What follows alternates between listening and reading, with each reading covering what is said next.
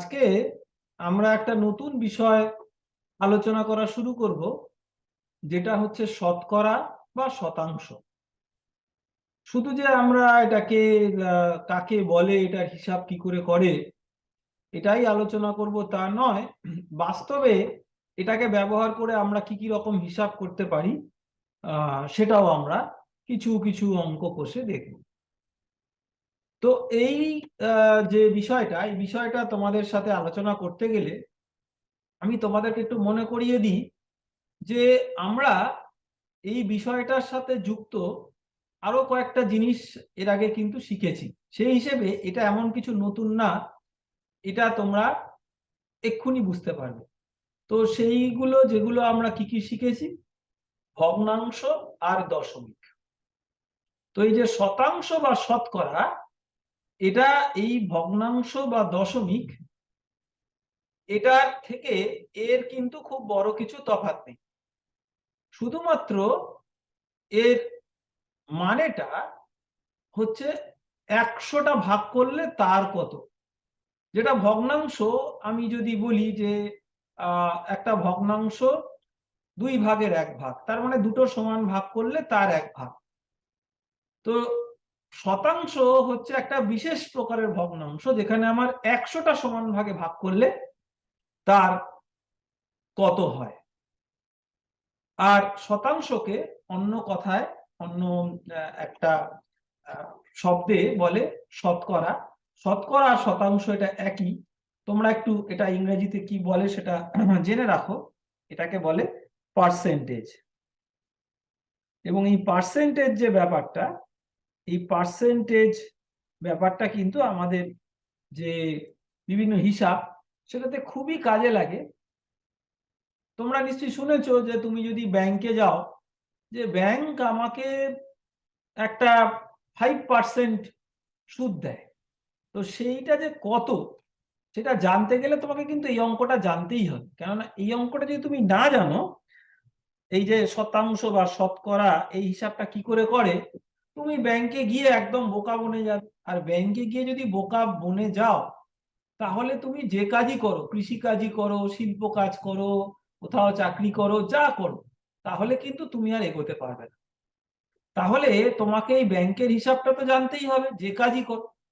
আর ব্যাংকের হিসাব জানতে গেলে এই শতাংশ বা শতকরার বাইরে কিন্তু তুমি কিছু ভাবেই চলতে পারবে না। সেই জন্য এর অনেক ব্যবহার আছে, এটা একটা বললাম। তো যেটা তোমাদেরকে একটু আগে বলছিলাম, সেটাকেই আরেকটু করে খুলে আমরা বলি।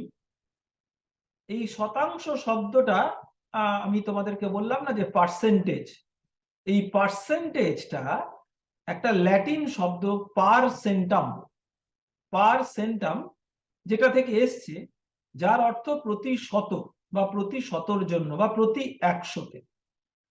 অর্থাৎ 100টা সমান ভাগ করলে তার কত। তার মানে এটা আসলে একটা ভগ্নাংশ যার হর হলো 100। তার কারণ আমি যদি বলি যে 2/1 ভাগ, তাহলে তার হর হচ্ছে 2 আর লব হচ্ছে 1। সেরকম 100 ভাগের কত ভাগ বললে তার হর সবসময় 100 হবে। আর 100 ভাগের কত ভাগ, সেটা লবে যা থাকবে তাই। অর্থাৎ শতাংশটাকে আমরা এইভাবে ভাবতে পারি যে এটাও একটা ভগ্নাংশের মতো, যার হরটা সবসময়ই 100। তাই যদি হয়, তাহলে এটা একটা ভগ্নাংশ বলে একটা ভগ্নাংশর থেকে কিন্তু এই শতাংশতে খুব সহজে রূপান্তরিত করা যায়। এখানে দেখো একটা এরকম করে রাখা আছে, যেটা হচ্ছে 2/1 বা অর্ধেক। এটাকে আমরা বলছি 50%। তোমরা এখানে একটা জিনিস লক্ষ্য করে দেখো, এরকম তোমরা আগে দেখেছো। এই যে চিহ্নটা, এই চিহ্নটা এটাকে বলে পার্সেন্টেজ বা শতাংশ চিহ্ন। তোমরা তোমাদের যদি তোমাদের কাছে মোবাইল ফোনে কম্পিউটার থাকে, এই ক্যালকুলেটর থাকে, তাহলে মোবাইল ফোনের ক্যালকুলেটরে দেখবে এই চিহ্নটা আছে। তো এই যে শতাংশটা হিসাব করব, ধরো আমি ভগ্নাংশ জানি, তাহলে আমি কি করব? ধরো আমার আছে 2/1 ভাগ, এটাকে যদি আমরা চিন্তা করি, এটাকে আমি শতাংশতে কি করে লিখবো? দেখো, শতাংশ করতে গেলে আমাকে হরটাকে 100 করতে হবে। আমরা এর আগে ভগ্নাংশের অঙ্ক যখন করেছি, তখন শিখেছি যে একটা ভগ্নাংশ একই থাকে, সমতুল্য থাকে, যদি তার লব আর হরকে একই জিনিস দিয়ে গুণ করা হয়। কারণটা কিছুই না, যে জিনিসটা দিয়ে গুণ করা হয় সেটাকে কাটাকাটি করে বার করে দেওয়া যায়। তাহলে এবার আমাকে চিন্তা করতে হবে, দেখো আমাকে এটাকে শতাংশতে পরিণত করতে গেলে হরটাকে 100 করতে হবে। 2 কে কত দিয়ে গুণ করলে 100 হয়? 50 দিয়ে গুণ করলে। তাহলে লবে যেটা ছিল সেটাকেও আমি 50 দিয়ে গুণ করব। তাহলে এটা হলো 50/100, তাই তো? এরা সমতুল্য ভগ্নাংশ। তো এই 100 ভাগের 50 ভাগ বলে এটাকে আমি বললাম 50%। আর দশমিক যদি হতো, দশমিক হলে 10 ভাগের কত? একই রকম, দেখো এটা 100 ভাগের কত, দশমিক হলে 10 ভাগের কত। 10 ভাগ হতে গেলে আমাকে লব আর হরকে 5 দিয়ে গুণ করতে হবে। তাহলে এটা হচ্ছে 5, 10 ভাগের 5 ভাগ, সেটাকে আমরা বলছি 0.5। তাহলে দেখো এই যে আমরা একটা হিসাব দেখাচ্ছি, সেখানে তুমি ভগ্নাংশই বলো, দশমিকই বলো, শতকরা বলো, এদের একটার থেকে আরেকটাকে রূপান্তরিত খুব সহজেই করা যায়। তো আমরা এই রূপান্তরটা কিভাবে দেখলাম, দেখো একটু চোখের সামনে দেখলে আমরা ছকটা বুঝতে পারছি। তোমরা যদি এটার দিকে তাকাও, এই জিনিসটাকে আমাকে ভগ্নাংশতে থেকে যদি শতাংশতে করতে হয়, তাহলে আমি আসলে এটাকে 100 দিয়ে গুণ করলাম। তার কারণ দেখো, এই যে উত্তরটা পেতে গেলে আমাকে কি করতে হবে, একে 100 দিয়ে গুণ করলে তবেই তো এটা কেটে কেটে 50 হবে, এই 50টা। আর উল্টোটা যদি হয়, যদি শতাংশ দেওয়া থাকে তাকে ভগ্নাংশে পেতে হয়, তাহলে 100 দিয়ে ভাগ করতে হবে। তাহলে ভগ্নাংশ থেকে শতাংশে পরিণত করতে গেলে 100 দিয়ে গুণ করতে হবে, আবার শতাংশকে ভগ্নাংশ করতে গেলে 100 দিয়ে ভাগ করতে হবে। কিরকম? এই 50%, একে যদি আমি 100 দিয়ে ভাগ করি, তাহলে এটা হয়ে গেল 2 ভাগের 1 ভাগ। তো এইবারে যখন আমি এটাকে 2 ভাগের 1 ভাগ করলাম, দেখো আমি 100 দিয়ে ভাগ করলাম, আর এই যে চিহ্নটা, শতাংশ চিহ্নটা, আর এটাকে আমি ফেলে দিলাম, এটাকে আমি আর রাখলাম। তো এই গেল খুব সহজ হিসাব। এটাকে আর নতুন করে তো পড়াবার কিছু নেই, কিন্তু অঙ্ক কষার অনেক আছে। তাহলে এই অধ্যায়ে আমরা এই যে যেটা শিখলাম, যেহেতু আমরা কিন্তু নতুন কিছু শিখলাম না, আমরা যা শিখলাম সেটা ভগ্নাংশেরই ব্যাপার। তো সেই ভগ্নাংশ যা শিখেছিলাম সেটাকে মাথায় রেখে চলো আমরা এই কথার অঙ্কগুলো এবার করি। আমরা খুব সহজ অঙ্ক দিয়ে শুরু করি। 280-র 40% এটা কত? তাহলে এটা কি করে আমরা হিসাব করব? প্রথম অঙ্কটা আমরা করছি, দেখো 280-র 40%। দেখো এটাকে আমরা খুব সুন্দর করে গুছিয়ে লিখবো। এর মানে আমরা সরল অঙ্ক যখন করি, দেখো গুণ, এর মানে হচ্ছে গুণ, 40% মানে হচ্ছে 40/100 করে ভগ্নাংশ করে দেব। এবার চলো আমরা কাটাকাটি করি। এই ধরনের হিসাবগুলো আমি আগেও তোমাদের বলেছি। তোমরা যদি প্রচুর খাটতে চাও, 280-কে 40 দিয়ে গুণ করে তাকে 100 দিয়ে ভাগ করলে, কিন্তু আমরা কি করবো বলতো, যতটা পারি কাটাকাটি করি। তো কাটাকাটি করতে গেলে এখানে একটা করে শূন্য কেটে দিলাম, আর আরেকটা শূন্য আমি আর একটু অন্য রং দিয়ে দেখাই, আরেকটা শূন্য তুমি এটা কেটে দিলে, তাহলে এটা তোমার দাঁড়ালো 28 গুণ 4, 112। ঠিক আছে, তাহলে এটা একটা সহজ আমরা হিসাব দেখলাম। এবার দেখো উল্টো জিনিসটা, 2 নম্বর অঙ্কটা দেখো, কার 35% হচ্ছে 280? যেটা আমরা কিভাবে করব, কারোর 35%, 35% মানে কি তোমাকে এইভাবে বুঝতে হবে যে সংখ্যাটা যদি হয় 100, তাহলে তার 35% হচ্ছে 35, তাই তো? তাহলে আমি উল্টো ভাবে লিখতে পারি, 35 যদি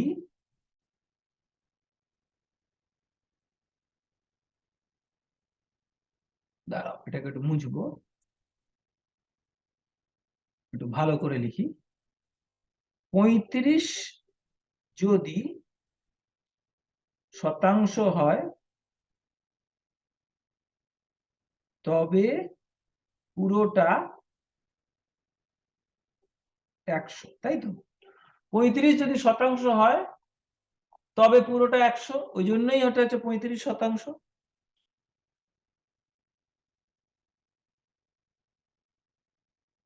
তাহলে 35 যদি শতাংশ হয়, তাহলে এটা যদি 1 হয় তবে পুরোটা কত হবে? এবার দেখো ঐকিক নিয়মে, এটা যদি আমার 35 হতো তাহলে পুরোটা হচ্ছে 100, আর এটা যদি 1 হয় তাহলে পুরোটা তার থেকে কম, 100/35। আর এটা যদি 280 হয়, কারণ আমার উত্তরটা হচ্ছে 280, তাহলে এটা যদি 280 হয় তবে পুরোটা হচ্ছে 100/35 গুণ 280। ঠিক আছে,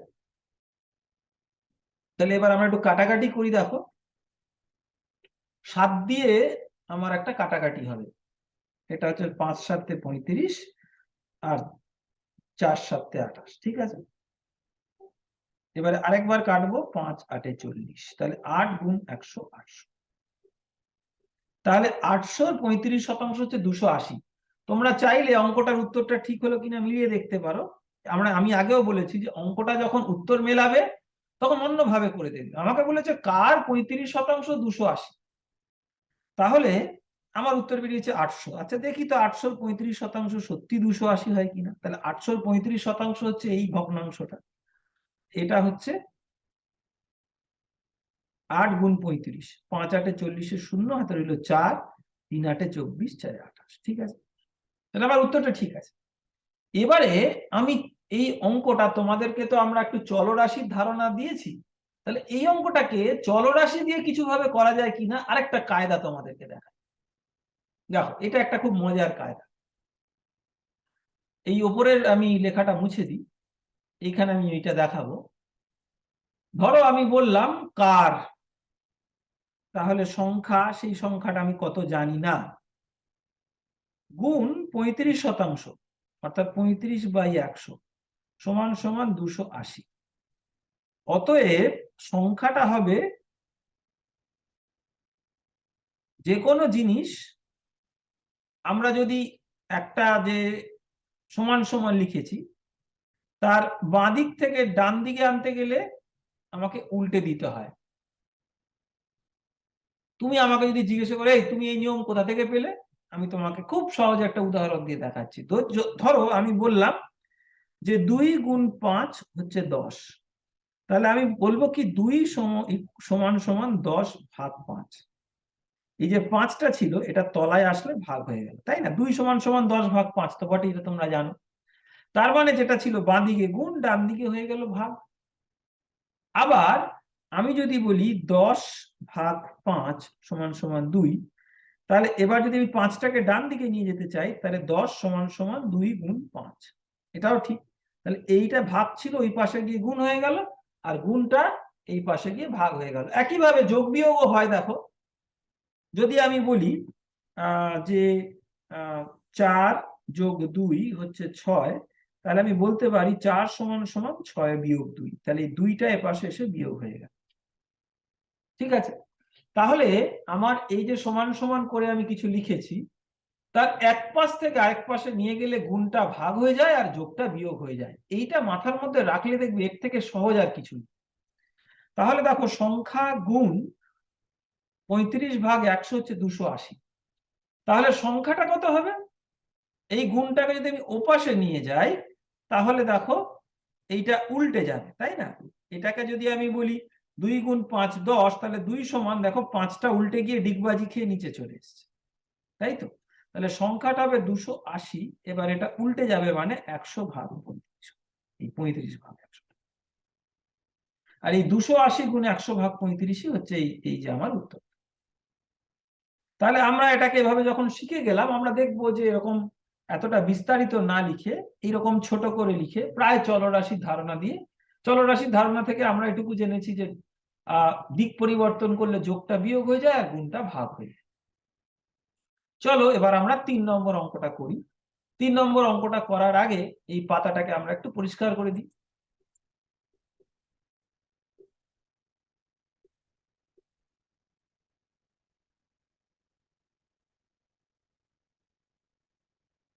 3 নম্বর।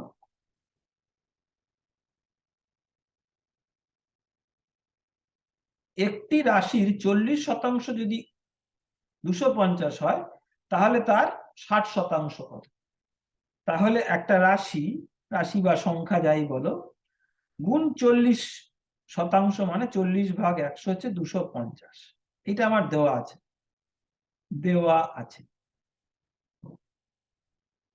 ঠিক আছে, কি দেওয়া আছে? একটা রাশি তার 100/40 হচ্ছে 250। তাহলে রাশিটা কত? রাশিটাকে আমার আলাদা করতে গেলে এই জিনিসটাকে ওপাশে নিয়ে যেতে হবে। ওপাশে নিয়ে গেলে আমার উল্টে যাবে, ওটা ডিগবাজি হয়ে যাবে। এটা হচ্ছে আমার রাশিটা। এবার আমাকে কিন্তু উত্তরটা চাইনি রাশি কত, আমাকে চেয়েছে রাশির 60% কত। তাহলে রাশি গুণ 100/60 এটা কত? তাহলে আমি রাশিটাকে লিখলাম, দেখো 250। আমি একেবারে শেষে এই গুণ ভাগগুলো করব কাটাকাটির মাধ্যমে, ওই জন্য আমি আগে কিন্তু হিসাব করলাম।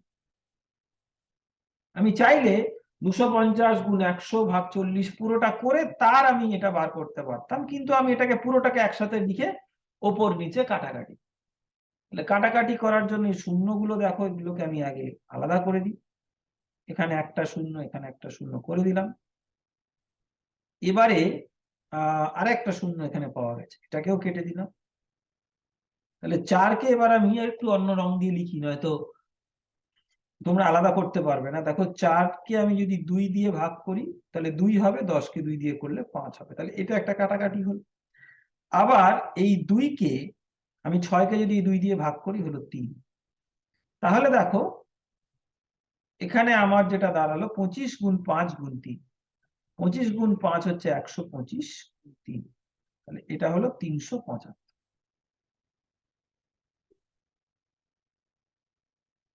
ঠিক আছে, তাহলে আমরা এই 375 হচ্ছে রাশিটার 60%। দেখো অঙ্কটা উত্তর মোটামুটি একটা যে অবাস্তব নয় কি করে বুঝলাম? একটা রাশি তার 40% 250 মানে 100/40 60% তো 250 থেকে বেশি হবে। তো 375 আমার উত্তর এসছে, ঠিক আছে, হওয়ার একটা চান্স আছে। কিন্তু আমার উত্তরটা যদি 250 থেকে ছোট হতো, ধরো 225 বা কিছু, আমি বলতাম এ সম্পূর্ণ ভুল, এ আর কিছু ভাবার দরকার নেই। কেন বলতো? আমাকে আমার বাস্তব বুদ্ধিটা খাটাতে হবে। একটা জিনিস তার 40% হচ্ছে 250, তাহলে 60% তার থেকে বেশি হবে, এটুকু আমি বলতেই পারি। কতটা বেশি হবে সেটা আমি হিসাব করে বলবো। এবারে আমরা 4 নম্বর অঙ্কটা দেখি, চলো। 5% 3% কত?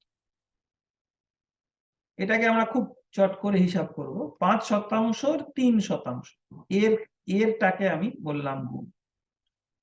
তাহলে 5/100 গুণ 3/100। তাহলে এটাকে আমরা একটু কাটাকাটি করি, দেখো এবারে হচ্ছে একটু কাটাকাটি করলে এটা হয়ে গেল 20। তাহলে আর তো কিছু কাটবে না, 3/2000। এটা হলো 5% 3%। ঠিক আছে, এবারে 800 টাকার 10% 25% কত? একদম আমরা এটা ছকে বাঁধা অঙ্ক। দেখো 800 টাকার 10% আমি লিখলাম, আর তার আবার 25%, এই যে উত্তরটা তার 25%। শতাংশ মানে 100 দিয়ে ভাগ। এবারে চলো আমরা কাটাকাটি করি।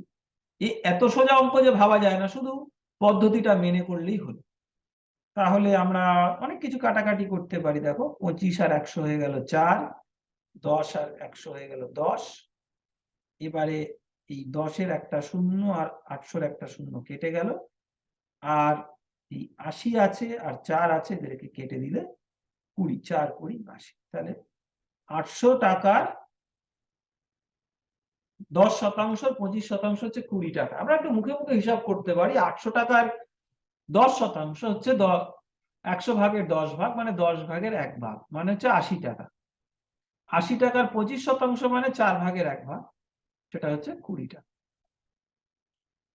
এই পাতার যে শেষ অঙ্কটা 6 নম্বর অঙ্কটা আমরা করি, চলো। দুটি মান যে কোনো দুটো জিনিসের মান তৃতীয় মানের 20% এবং 60%। তাহলে দুটো মান আমরা বলি, প্রথম মান এটা দেওয়া আছে,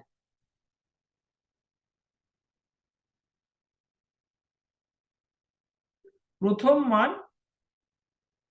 হচ্ছে তৃতীয় মানের 20%, আর দ্বিতীয় মান হচ্ছে তৃতীয় মানের 60%। তাহলে দ্বিতীয় মান প্রথম মানের কত? ঠিক আছে, এবারে চলো আমরা অঙ্কটাকে খুব সুন্দর করে গুছিয়ে করি। আমি একটু জায়গা খালি করি।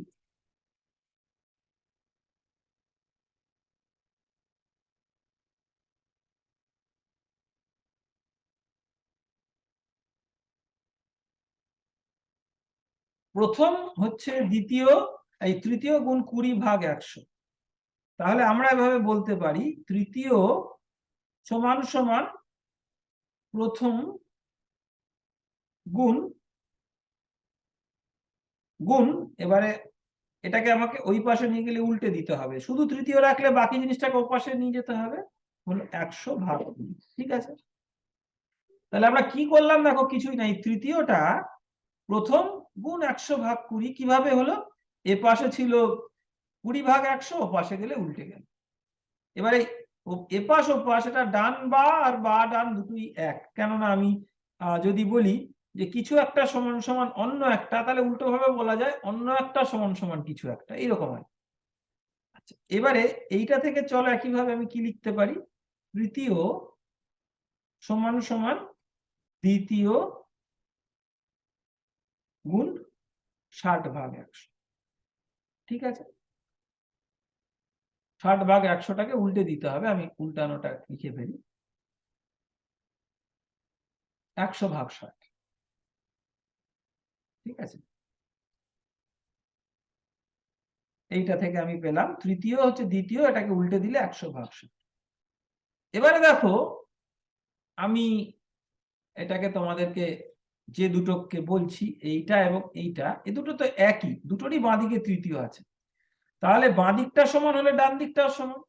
তার মানে আমি বলতে পারি প্রথম গুণ 100/20 সমান সমান দ্বিতীয় গুণ 100/60।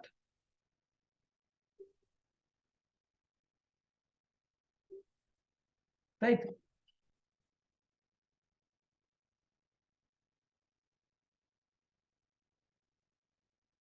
তাহলে প্রথম, এটাকে আমরা বলতে পারি দ্বিতীয় গুণ 100/60। আমি প্রথমটাকে আলাদা করতে গেলে এই জিনিসটাকে আমার ডান দিকে আনতে হবে, ডান দিকে আনতে গেলে ওটা ডিগবাজি খেয়ে উল্টে যাবে, 20টা উপরে চলে যাবে, 100টা নিচে চলে যাবে। তাহলে ব্যাপারটা কি দাঁড়ালো দেখো,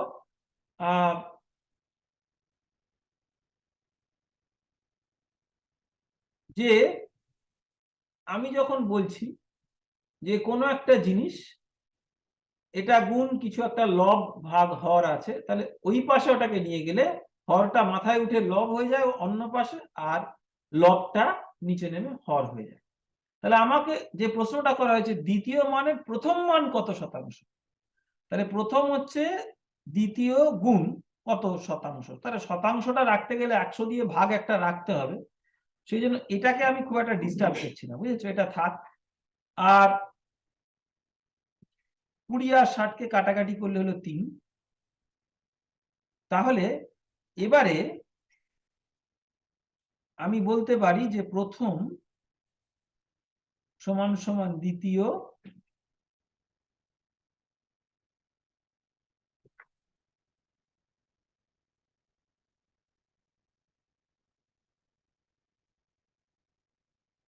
গুণ 100/3, এই জিনিসটা, আর 100 দিয়ে ভাগ তো আমার রয়েছে, তার মানে হচ্ছে দ্বিতীয় গুণ 100/3 শতাংশ। এই ভাগ 100টাকে আমি শতাংশ আকারে লিখলে, আর এই 100/100টার জায়গায় এই আমি চিহ্নটা বসিয়ে দিলাম, এই চিহ্নটা বলা মানে ভাগ 100 আমাকে বুঝতে হবে। তাহলে 100/3 হচ্ছে 33 পূর্ণ 1/3, কেননা 100কে তুমি যদি 3 দিয়ে ভাগ করো, 3 তিরিকে 9, 1-এ 10, 3 তিরিকে 9, 1-এ 10, তাহলে 33 পূর্ণ 3/1 তাহলে দ্বিতীয় গুণ 33 পূর্ণ 1/3 ঠিক আছে। তাহলে আমরা অঙ্কটা কি করে করলাম আবার দেখি। আমাকে দেওয়া আছে প্রথম হচ্ছে তৃতীয় গুণ 20/100, দ্বিতীয় হচ্ছে তৃতীয় গুণ 60/100। তাহলে দুটো থেকে আমি তৃতীয়টা কতবার করলাম, একটাকে অন্য পাশে নিয়ে গিয়ে, আর সে দুটোই সমান। তাহলে প্রথম গুণ 100/20 হচ্ছে দ্বিতীয় গুণ 100/60। তাহলে প্রথম হচ্ছে দ্বিতীয় গুণ 100/60, আর ওপাশে 100/20টা হয়ে গেল 20/100। ঠিক আছে, এই তো হিসাব। খালি এক পাশ থেকে আরেক পাশে নিয়ে গেলে যে উল্টে যায়, সেইটাকে আমার মাথায় রাখলেই কিন্তু এই হিসাবগুলো একদম ফটাফট হয়ে যাচ্ছে। চলো আমরা পরের পাতার অঙ্কগুলো করি। এই অঙ্কগুলোর কত নম্বর অঙ্ক বলা নেই, আমরা অঙ্কগুলো এক একটা নম্বর দিই, তাহলে আমাদের অঙ্কগুলো কোন অঙ্কটা করছি এটাকে আমাদের মনে করতে সুবিধা হবে। 1 নম্বর অঙ্কটা করি চলো। রমেশের উচ্চতা সুরেশের থেকে 20% কম। ঠিক আছে, তার মানে দাঁড়াচ্ছে যে সুরেশের চেয়ে 20% কম মানে কিরকম। তাহলে সুরেশের উচ্চতা যদি 100 হয়, সুরেশ যদি 100 হয়, তবে রমেশ কত।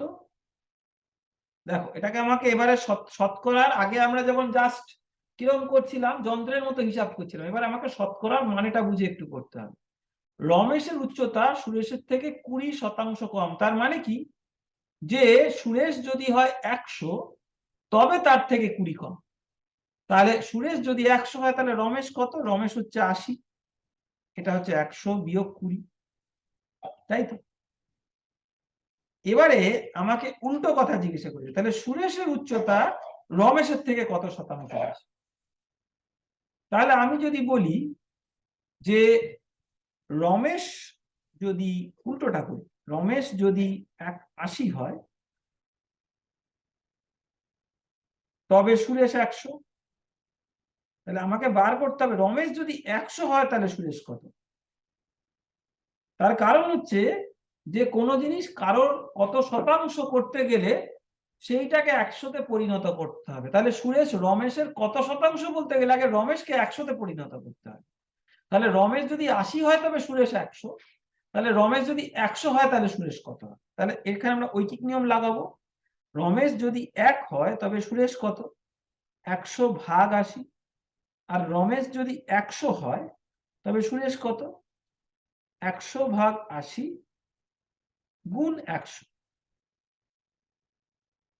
এই ঐকিক নিয়মে বাড়লে বাড়বে, কমলে কমবে, এটা সরল অনুপাত বা সমানুপাত। তাহলে এবার আমি যদি কাটাকাটি করি, দেখো এটা একটা একটা কাটাকাটি করলাম, 8কে 2 দিয়ে ভাগ করলে 4, 10কে 2 দিয়ে ভাগ করলে 5, আর 4 আর 100 এরা কাটাকাটি করে হলো 25, তাহলে 125।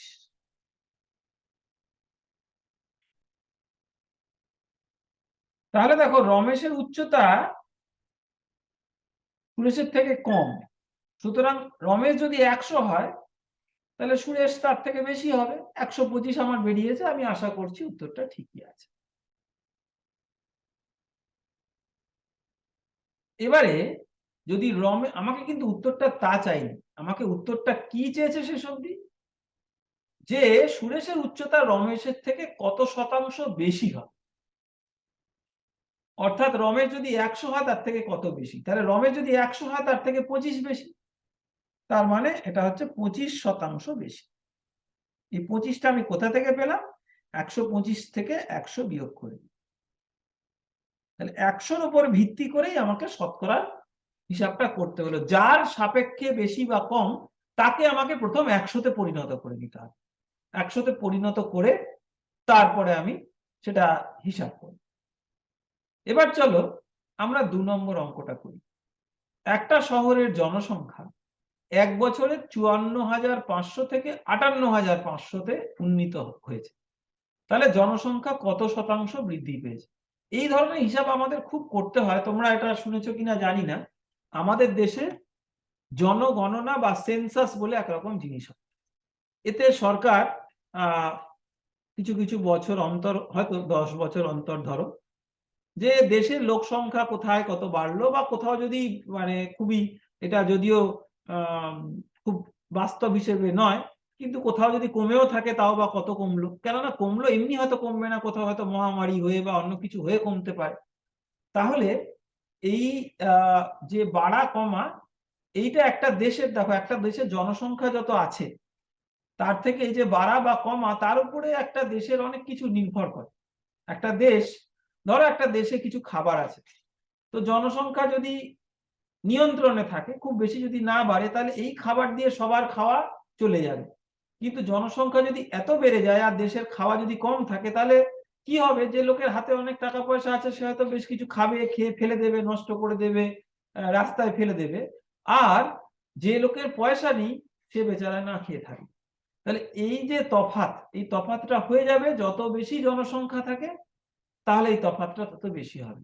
অর্থাৎ জনসংখ্যাটা যে বাড়ছে, বাড়বে, নিশ্চয়ই বাড়বে, কিন্তু তার নিয়ন্ত্রণটা কতটা আছে সেটাকে কিন্তু সরকার বোঝার চেষ্টা।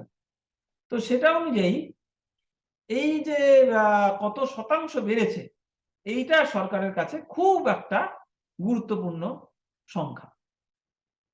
তো আমরা এই 2 নম্বর অঙ্কটা এবারে করি। এটার আমি এই অঙ্কটা করার জন্য যে সরকার যে জনসংখ্যা মাপে, এইটা আমার বলার দরকার ছিল না, কিন্তু এটা আমি এই কারণেই তোমাদেরকে বললাম যে দেখো, তোমরা অঙ্ক করছো মানে তো এই নয় যে কতগুলো সংখ্যা নিয়ে খালি যোগ বিয়োগ গুণ ভাগ করছো। অঙ্কটা করার একটা উদ্দেশ্য আছে। আমাদের দেশ, আমাদের সমাজ, এগুলোকে বোঝার জন্য যেরকম অন্যান্য বিষয়ের দরকার আছে, অঙ্কর কিভাবে দরকার আছে, এটাও আমাদের কিন্তু এই অঙ্ক করতে করতে শিখতে হবে। তো জনসংখ্যা 54,500 থেকে 58,500-তে বাড়ল। তাহলে আমি বলতে পারি, তাহলে আমাকে বলতে হবে 100-তে কত বাড়লো, এই আর কি। তাহলে 54,500 বেড়ে হলো 58,000। ঠিক আছে, তাহলে 1 যদি জনসংখ্যা হতো তাহলে ওটা কত বাড়তো? একদম ঐকিক নিয়মের খেলা। দেখো, কম হলে ভাগ আর বেশি হলে গুণ।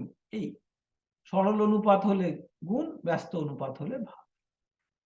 তাহলে 58,500 ভাগ 54,500, আর 100 যদি হতো তাহলে বেড়ে কত হতো? একে আমার 100 দিয়ে গুণ করতে হবে। তো আমরা এটা করি, দেখো, একে 100 দিয়ে গুণ। 58,500 ভাগ 54,500 গুণ 100। এবারে চলো কাটাকাটি করি। এই যে অঙ্কগুলো আমরা করছি, দেখো কোনোটাকেই কিন্তু আমি একদম সেই ছোটবেলার মতো লিখে লম্বা করে ভাগ গুণ করছি না, বরং আমি কাটাকাটির আশ্রয় নিয়ে আমার হিসাবটাকে সংক্ষিপ্ত রাখছি। তাহলে আমি প্রথমে 100, এই দুটো মানে 100 দিয়ে ভাগ করা, দুটো শূন্য শূন্য কেটে নিলাম। এবারে দেখো 5 দিয়ে ভাগ করলে মিলবে। 545-কে 5 দিয়ে আমি যদি ভাগ করি, 5 1-কে 5, 5 109, আর এটা হচ্ছে 5 1-কে 5 আর 517। ঠিক আছে, এবারে দেখো আর কি কিছু কাটবে? এটা 109 কিছু দিয়ে বিভাজ্য কি? 109 আমার তো মনে পড়ছে না 109 কিছু দিয়ে বিভাজ্য কি। তো যদি এটা ধরো কিছু দিয়ে বিভাজ্য হলো, তাহলে আরো কাটাকাটি হবে। 517টাই দেখো না, 517টা আর 109টা, এটা এরা কোনোভাবেই কাটবে না। এটা না, এ কাটার উপায় নেই। তাহলে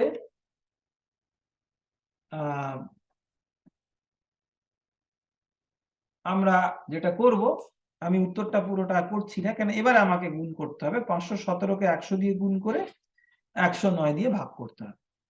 তাহলে 517কে 100 দিয়ে গুণ করলে 51700, তাকে আমি 109 দিয়ে ভাগ করব, দেখি কত হলো। তাহলে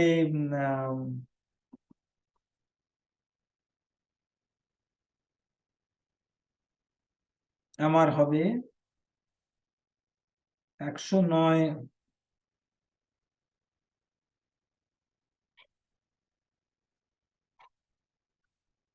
এটা আমি 517টাকে আমি এটা ভুল করে না 517 লিখে ফেলেছি, এটা 117, 5 দিয়ে ভাগ করছি। দাঁড়াও, এটাকে লেখাটাকে ঠিক করে দিলাম, এটা 117, তোমরা বুঝতেই পারছো 5 দিয়ে ভাগ করেছি, আমি ভুল করে 5 লিখে ফেলেছি। তো এখানেও আমি একটু ঠিক করে দিই, এটা 117।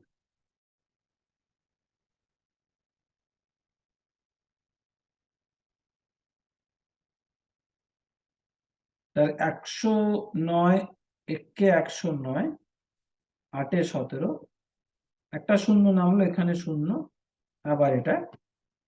তাহলে 109 কে 7 দিয়ে যদি তুমি গুণ করো, 7 9 63, 763। তাহলে বাকিটা তুমি করো, 10 থেকে 3 গেলে 7, হাতে রইল 1, 10 থেকে 7 গেলে 3, হাতে রইল 1। তাহলে আমার দাঁড়ালো 107 পূর্ণ 109 ভাগে 37। ঠিক আছে,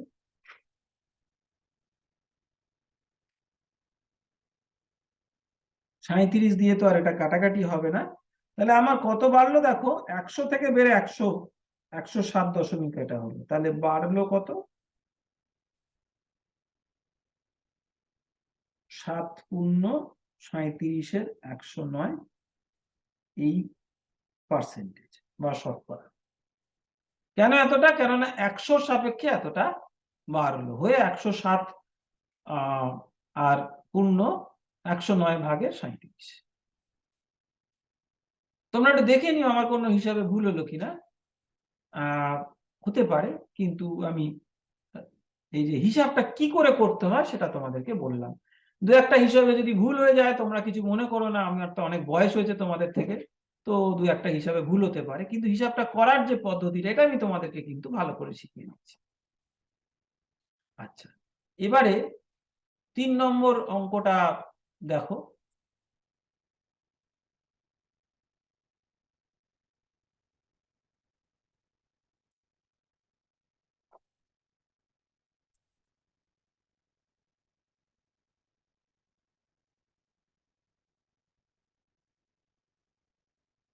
এক আর দুইটা আমরা করেছি, চলো 3 নম্বর অঙ্কটা করি। একটি শহরের জনসংখ্যা প্রতি বছর 10% হারে কমছে। এটা একটা বিচিত্র শহর, বুঝেছো? এখানে জনসংখ্যা 10% হারে কমছে।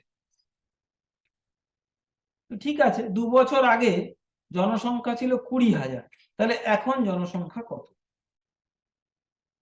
তাহলে 2 বছর আগে, তোমাদেরকে আমি বলেছি যে কথার অঙ্কগুলো হলে যেটা দেওয়া আছে সেটা যদি একটু লিখে নাও না ছোট করে, তাহলে দেখবে মাথাটা খুলে যায় কি করতে হবে। 2 বছর আগে জনসংখ্যা সমান সমান কত, 20,000। এবার বলো দেখি 1 বছর আগে জনসংখ্যা কত হবে। 1 বছর আগে জনসংখ্যা কত? দেখো বছরে 10% করে কমছে, তাহলে এটা হবে 2000, এই 20,000, তার 10% কমেছে মানে 100-তে 100 হয়েছে 90, তাই তো? 10% কমেছে মানে কি, 100-তে 10 কমেছে, অর্থাৎ 100-তে 10 কমেছে, 100-তে 10 কমলে 100 থেকে হয়েছে 90।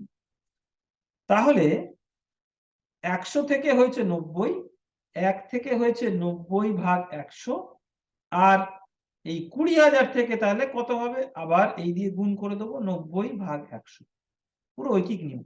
100 হলে হলো 90, 1 হলে 90 ভাগ 100, আর 20,000 হলে 20,000 গুণ 90 ভাগ 100। তাহলে 1 বছর আগে জনসংখ্যা এটা হলো। এবার আমরা এখানে একটু কাটাকাটি করি, চলো। একটা কাটলাম, এই 10-এর আবার একটা কাটলাম, এটা হয়ে গেল আমার 9 গুণ 2 18, তারপরে 3টে শূন্য, 18,000। তাহলে 1 বছর আগে যদি 18,000 হয়, তাহলে এখন কত? এখন কত?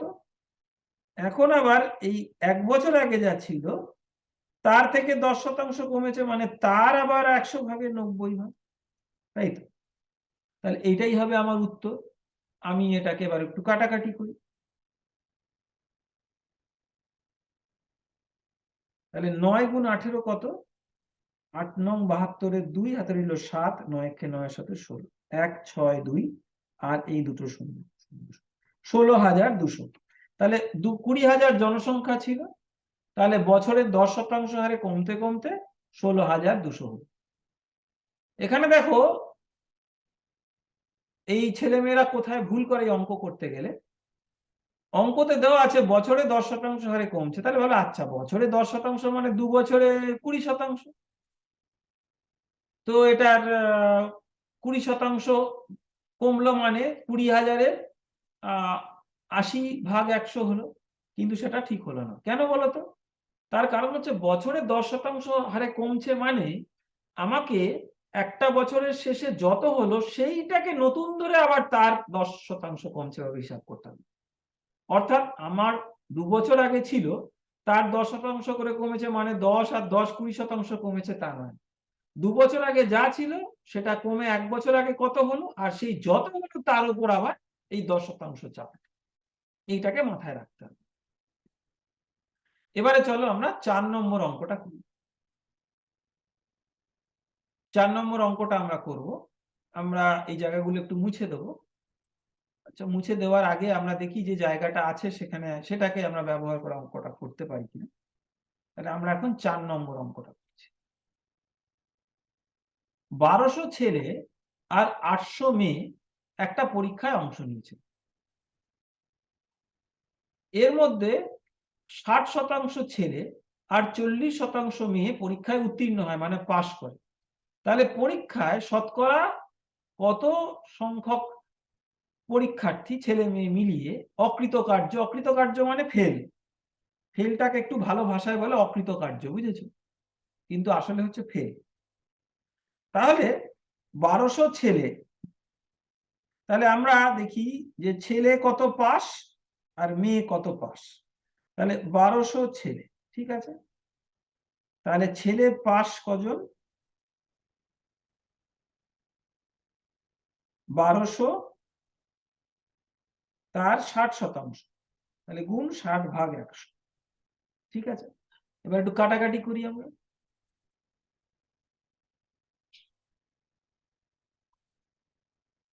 তাহলে কাটাকাটি করলে এই শূন্য কাটলো, এখানে আবার এই 10-এর একটা শূন্য কাটলো, তাহলে 6 12 72, 720।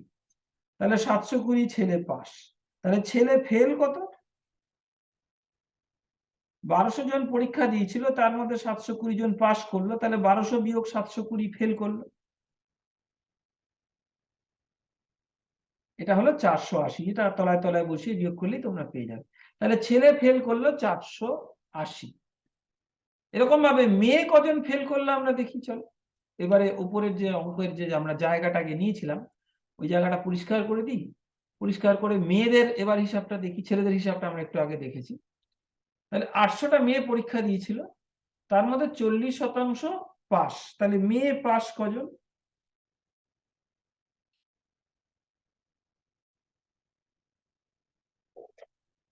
আটশো মেয়ে, তার 40%, এতজন মেয়ে পাস। তাহলে এবারে কাটাকাটি করো। কাটাকাটি করে কি দেখে? এগুলো কেটে গেল, আর এই 10 আর এইটা কেটে গেল। তাহলে 4 গুণ 8 32, 300, আর একটা শূন্য, 320। তাহলে 320 জন মেয়ে পাস। তাহলে মেয়ে ফেল কজন হলো?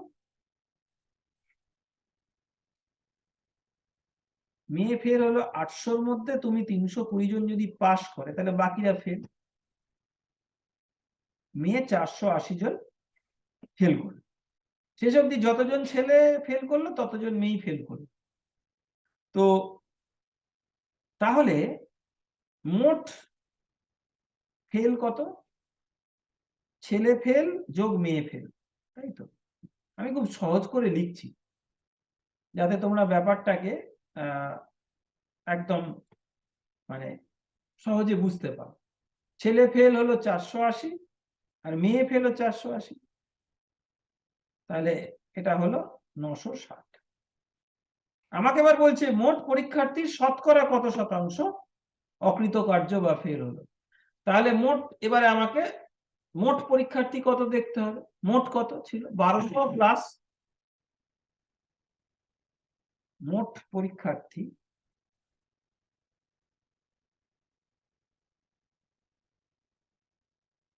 1200 প্লাস 800, তাহলে 2000। ঠিক আছে, তাহলে 2000-এর মধ্যে 960 ফেল হলো। ঠিক আছে,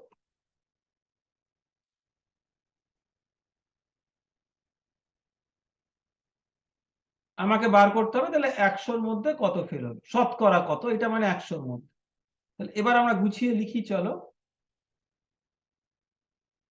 2000 এর মধ্যে ফেল হলো 960, তাহলে 1 এর মধ্যে ফেল হলো এত, 100-র মধ্যে ফেল হলো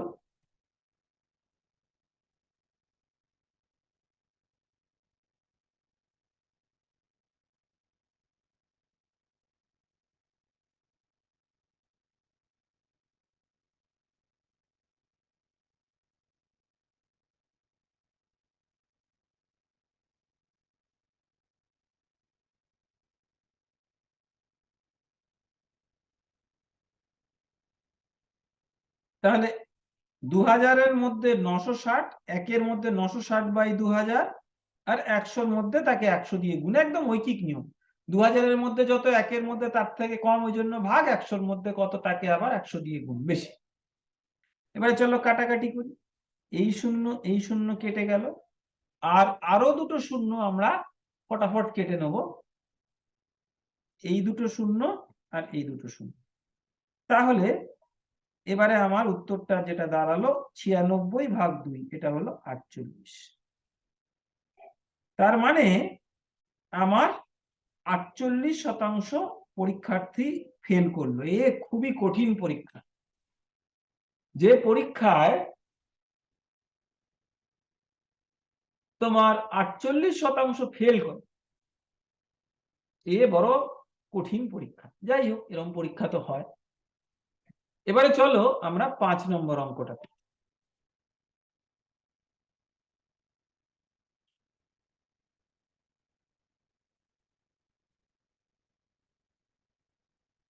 এবারে আমরা 5 নম্বর অঙ্কটা।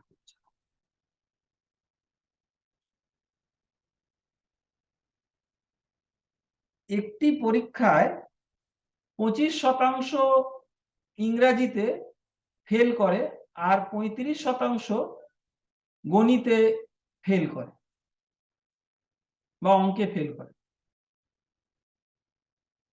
আমি তো অনেকদিন ধরে পড়াচ্ছি, দেখেছি যে যদি খুব সত্যিকারে কঠিনভাবে পরীক্ষা নেওয়া হয় তাহলে ইংরাজি আর গণিতে সত্যি বেশি করেই ফেল করে। কেন করে জানি না, কিন্তু আমরা এটা বলতে পারি যে এর একটা যুক্তি আছে, ইংরাজি তো আমাদের কারোর মাতৃভাষা নয়, তাহলে এটা কঠিন প্রশ্ন হলে আমরা পারবো না, ফেল করার চান্স বেশি থাকবে। আর অঙ্কে যদি বেশি ঘুরিয়ে পেঁচিয়ে অঙ্ক দেওয়া হয় তাও তো আমরা করতে পারবো না। তো এই পরীক্ষায় 25% ইংরাজিতে আর 35% অঙ্কে ফেল করে। আবার এইটুকু বলে দেওয়া আছে, আর এটাও বলা আছে যে 15% পরীক্ষার্থী দুটোতেই ফেল করে, মানে এরা ইংরেজিতেও ফেল করে আবার অঙ্কেও ফেল করে। তাহলে এবারে বার করো দেখি কত শতাংশ পরীক্ষার্থী দুটোতেই পাস করে। তো এই অঙ্কটা করার জন্য দেখো আমরা একটা ছবি এঁকে তোমাদের অঙ্কটা কিরকম সুন্দরভাবে করব। আমরা একটা গোল্লা আঁকবো, এই যে গোল্লাটা আঁকলাম এই সবুজ রঙের গোল্লাটা, এই গোল্লাটার মধ্যে আমরা তাদেরকে ঢুকিয়ে দেব যারা ইংরাজিতে ফেল, এতে ফেল। আবার আমি একটা লাল গোল্লা আঁকবো, এই লাল গোল্লার মধ্যে আমরা ঢুকিয়ে দেবো যারা অঙ্কে ফেল, গণিতে ফেল। ঠিক আছে, লাল গোল্লাটা একটু বেশি বড় হবে, অঙ্কে দেখছি একটু বেশি ফেল করেছে, তাহলে লাল গোল্লা হচ্ছে যে গণিতে ফেল। ঠিক আছে, তাহলে সবুজ গোল্লাটা হলো ইংরেজিতে ফেল আর লাল গোল্লাটা হলো অঙ্কে ফেল। এবারে এই গোল্লাগুলোর মধ্যে একটা সাধারণ জায়গা আছে যেটা সবুজের মধ্যেও পড়ে আর লালের মধ্যেও পড়ে, এই যে জায়গাটা। তো এই যে জায়গাটা, এই জায়গাটাতে যারা আছে তাদের বৈশিষ্ট্য কি বলতো, তারা দুটোতেই ফেল। তারা ইংরেজি ফেলের গোল্লার মধ্যেও পড়ছে, আবার অঙ্কে ফেলের গোল্লার মধ্যেও পড়ছে। তো মোট যদি 100 হয়, আমরা ধরে নিই মোট 100 জন পরীক্ষার্থী আছে, এটা ধরি। কেন এটা ধরার সুবিধা হচ্ছে, শতকরা হলে তো আমাকে 100-র মধ্যে কত বলে দেয়, তাহলে মোট 100 হলে আমরা সংখ্যাটা খুব চট করে বার করতে পারি। তাহলে মোট যদি 100 হয়, তাহলে 15 জন দুটোতেই ফেল করে। তাহলে আমি যদি এটাকে একটু রং করে দিই, দেখো এই জায়গাটাকে যদি আমি একটু রং করে ভরাট করে দিই, চেষ্টা করছি আমি একটু ভরাট করা। এই যে জায়গাটাতে ভরাট করলাম, এই ভরাট করা জায়গাটাতে আমার কি হবে না, এই ভরাট করা জায়গাটাতে আমার দুটোই ফেল। এটা কত, এই ভরাট করা জায়গাটা আসলে কত, এই ভরাট করা জায়গাটা হচ্ছে 15। ঠিক আছে, এতে 15 জন যে তোমার পরীক্ষার্থী তারা আছে। এবারে আমার এই যে পুরো যে ইংরেজিতে ফেল, এটা পুরোটা কত বলো দেখি, এটা হচ্ছে 25। তার মধ্যে 15টা এই জায়গায় বসে আছে বলে এই গোল্লার যে অন্য জায়গাটা সেখানে কজন না থাকবে, সেখানে 10 জন থাকবে, তাই তো। 15 জন যদি দুটোতেই ফেল আর 25 জন যদি ইংরাজিতে ফেল, তাহলে শুধু ইংরাজিতে ফেল হচ্ছে 10, যারা অঙ্কে ফেল নয়। আবার 35 জন যদি অঙ্কে ফেল হয় আর 15 জন যদি অঙ্ক আর ইংরেজি দুটোতেই ফেল হয়, তাহলে শুধু অঙ্কে ফেল অথচ ইংরেজিতে ফেল নয় কত না, 35 বিয়োগ 15 হলো 20। তাহলে আমি এখানে এটাকে লিখবো 20, এই ফাঁকা জায়গাটাতে। এটা কি করে পেলাম, এটা হচ্ছে 35 থেকে 15 বিয়োগ 20। তাহলে আমার এই যে দুটো গোল্লা, এই দুটো গোল্লা মিলে কিন্তু আমার যে তিনটে জায়গা, এই শুধু সবুজ জায়গা, শুধু লাল জায়গা আর লাল সবুজ এদের যে মিশ্রিত জায়গা, তাহলে এই যে লাল সবুজ এদের যে মিশ্রিত জায়গা যেটা, সেটা হচ্ছে 15, আর শুধু শুধু গুলো 10 আর 20। তাহলে মোট ফেল কত হলো দেখো, আমি এগুলোকে যোগ করি, 15 যোগ 10 যোগ 20, ঠিক। এরা হচ্ছে মোট ফেল, এই জায়গাটা, এই জায়গাটা আর দুটোর মধ্যে যে কমন জায়গা। তাহলে 15 যোগ 10 যোগ 20, তাহলে 25 আর 20 হলো 45। তাহলে 100 জন যদি পরীক্ষা দিয়ে থাকে আর 45 জন যদি ফেল করে থাকে, তাহলে পাস কত, 100 বিয়োগ 45 অর্থাৎ 55। তাহলে উভয় বিষয় পাস, এটা হচ্ছে পাস। এরা কি না, এরা উভয় বিষয় পাস, মানে সম্পূর্ণ পাস আর কি, যে কোনো একটাতে পাস।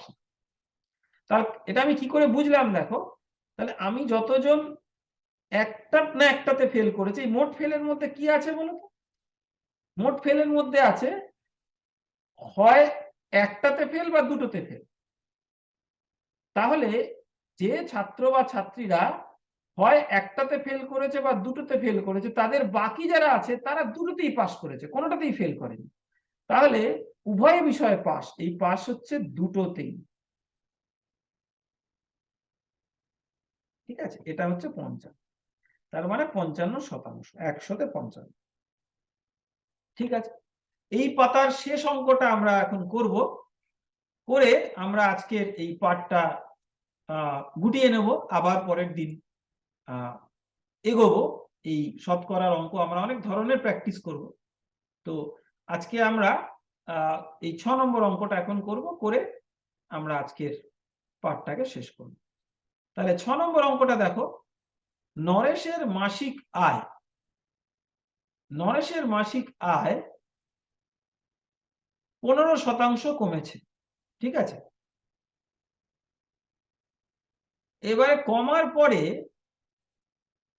আবার হঠাৎ করে তার আয় বাড়লো, তাহলে কত শতাংশ তাকে আবার বাড়াতে হবে যাতে তার পুরনো মাসিক আয়টা আবার ফিরে আসে, আবার তার আসল মাসিক আয়ের সমান হয়। তো এই অঙ্ক দেখো কিরকম লোক ঠকানো অঙ্ক। তুমি যদি কিচ্ছু না ভেবে অঙ্কটাকে এই সাধারণ একটা বোধে করতে চাও, তুমি ভাববে 15% কমেছে, এবারে তাকে আগের জায়গায় ফিরিয়ে আনতে গেলে আবার 15%ই বাড়াতে হবে। এই বুদ্ধিটা কত বড় ভুল বুদ্ধি, এইবার দেখো। তাহলে 15% কমেছে মানে আমরা আবার কি এটাকে বলতে পারি, দেখো এটার মানে আমরা বলতে পারি 100 টাকা হলে, আগে 100 টাকা হলে এখন 85 টাকা, তাই তো। 15% কমে গেছে, 100-তে 15 কমেছে, তাহলে হয়েছে 85 টাকা। 85 হচ্ছে 100 বিয়োগ 15। এবারে আমাকে আবার 100 টাকায় ফিরিয়ে আনতে হবে, তাহলে 85 টাকাকে করতে হবে 100 টাকা, তাহলে 1 টাকাকে কত করতে হবে আর 100 টাকাকে কত করতে হবে। তাহলে এবার দেখো আমার হিসাবের তফাৎটা যেটা হচ্ছে, যে আমাকে যখন বাড়াতে হবে তখন কিন্তু 100 সাপেক্ষে না, আমার নতুন যে মাইনেটা হয়েছে তার সাপেক্ষে, নতুন যে আয়টা তার সাপেক্ষে, অর্থাৎ 85 সাপেক্ষে আমাকে বাড়াতে হলো। 85 সাপেক্ষে বাড়াতে হলো আমার 15 টাকা, তাহলে সেটা 100 সাপেক্ষে কত হবে। অর্থাৎ আমি যখন কমালাম তখন 100 সাপেক্ষে কমালাম, কিন্তু আবার নতুনটা তো আর 100 নেই, নতুনটা 85। তাহলে আমাকে বাড়াতে গেলে, পুরোনো জায়গায় ফিরিয়ে আনতে গেলে 85 থেকে 15 বাড়াতে হবে, তাহলে 100 থেকে কত, এইভাবে আমাকে হিসাবটা করতে হবে। তাহলে চলো আমরা হিসাবটাকে এইভাবে লিখি। এবারে আমি এটাকে মুছে, তাহলে আমার এটা এখান থেকে আমি বুঝতে পারলাম যে 85 টাকা আয় হলে বাড়াতে হবে 15 টাকা, তাই তো। বা এটা আমরা এইভাবে বলতে পারি, আয় হবে 100 টাকা, যেভাবেই তুমি বলো। এটার মানে 15 টাকা বাড়লেই তো হলে 100 টাকা। তাহলে 1 টাকা আয় হলে বাড়াতে কত হবে, 15 ভাগ 85। আর 100 টাকা আয় হলে তাহলে বাড়াতে হবে কত, 15 ভাগ 85 গুণ 100। এই 100টা কোথা থেকে এলো, না আমাকে বলেছে কত শতাংশে আয় বাড়াতে হবে, তাহলে 15 ভাগ 85 গুণ 100, এই হিসাবটা আমরা করব। এটাকে চলো আমরা 5 দিয়ে ভাগ করি, 5 3 15, 5 17 এবং 85। তাহলে এটা হলো 300 ভাগ 17। তাহলে এটা কত, 300 ভাগ 17, আমরা এইটা করে নেব। 17 একে 17, 13, 7 17 119। তাহলে 17 পূর্ণ 11 17। তাহলে আমাকে 100 টাকা যদি আমার আয় এখন হয়, তাহলে আমার তার থেকে 17 পূর্ণ 17 ভাগের 11 টাকা আমাকে বাড়াতে হবে। অর্থাৎ আমাকে 17% একটু বেশি বা 17% একটু বেশি বাড়াতে হবে। অর্থাৎ আমার কমাতে হয়েছিল 15%, কিন্তু বাড়াতে হবে তার থেকে বেশি শতাংশে। এর কারণটা কি হলো, কারণটা হলো কমিয়েছিলাম যখন 100 সাপেক্ষে ধরেছিলাম, বাড়ালাম যখন 85 সাপেক্ষে আমাকে ধরতে হবে, যাতে আমার আবার মাসিক আয়টা আগের মতোই 100 টাকা হয়। তাহলে আজকে আমরা এই শতাংশ বা শতকরার কিছু কিছু অঙ্ক করলাম। আজকে আমরা এখানেই শেষ করি। পরের দিন আবার দেখা হবে, যেখানে আমরা শতাংশ আরো কিছু অঙ্ক এবং তার প্রয়োগ এটা আমরা অঙ্ক কোষে দেখব।